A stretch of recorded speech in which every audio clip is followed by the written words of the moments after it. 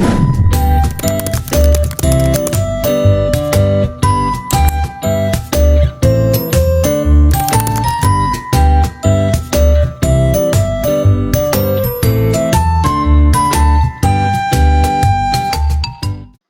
teman-teman, di sini kita akan belajar tentang masalah rendahnya minat baca anak. Simak penjelasannya ya. Membaca merupakan jendela ilmu untuk kita mencari informasi. Minat baca sangatlah penting terutama pada anak-anak yang masih duduk di bangku sekolah. Dengan membaca, wawasan kita akan semakin luas dan juga akan menambah ilmu. Namun, jika kita telusuri minat baca siswa di Indonesia sangatlah rendah. Bahkan, menurut data UNESCO tahun 2012, angka minat baca anak di Indonesia hanya 0,001%, yang berarti dari 1.000 orang hanya satu yang rajin membaca, di mana membuat Indonesia di urutan ke-60 dari 61 negara soal minat baca. Rendahnya minat baca masyarakat kita sangat mempengaruhi kualitas bangsa Indonesia, sebab dengan rendahnya minat baca tidak bisa mengetahui dan mengikuti perkembangan ilmu pengetahuan dan informasi di dunia, di mana pada akhirnya akan berdampak pada ketertinggalan bangsa Indonesia. Padahal, membaca kaya akan manfaat.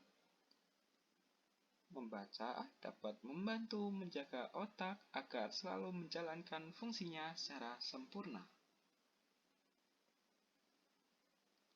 Faktor apa sajakah yang mempengaruhi rendahnya minat baca?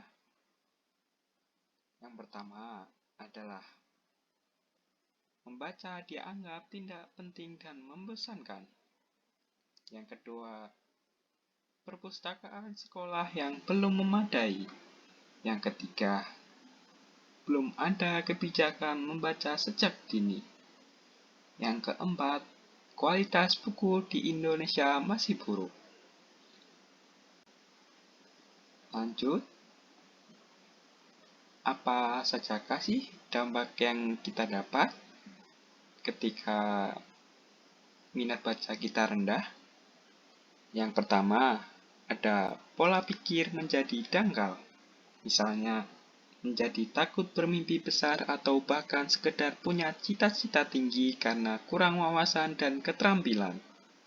Kedua, tumpulnya kreativitas.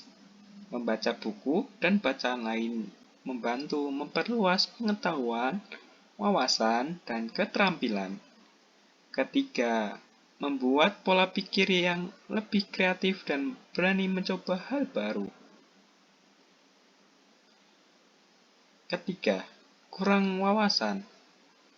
Membaca buku membantu seseorang mengakses lebih banyak informasi sehingga memperkaya pengetahuan dan wawasan.